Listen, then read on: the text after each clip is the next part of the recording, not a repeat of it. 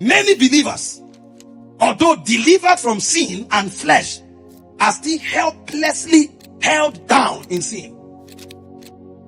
If our lives were to be played on a screen, some of us will not have face to walk on the street.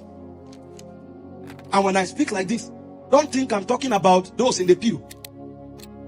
You will be shocked how enslaved those on the pulpit are. If our lives were to be played, assuming we come to church and the moment we sit down, we look at the screen and you can click on anybody's name.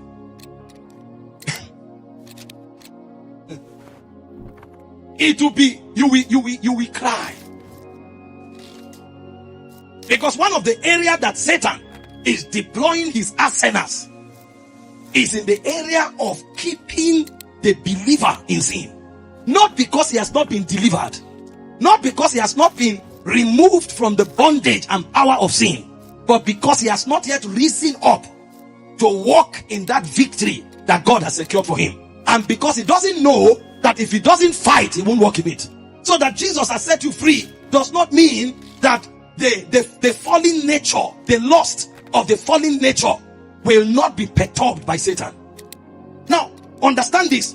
The flesh was crucified, but the flesh has educated your consciousness. So even though the flesh has been crucified, the consciousness that has been programmed by flesh, the devil will still use it to cause you to remain in sin.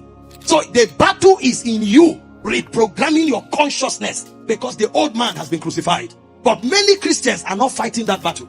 This is where the battle is. It's not because God has not crucified the flesh. It's not because God has not destroyed the power of sin. But before Jesus destroyed the flesh educated you. The flesh created a consciousness. That's what the Bible calls the lust of the flesh.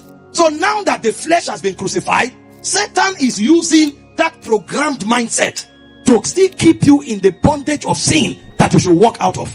So a believer who will walk in victory in the area of sin must understand what to do to alter the programming of the flesh.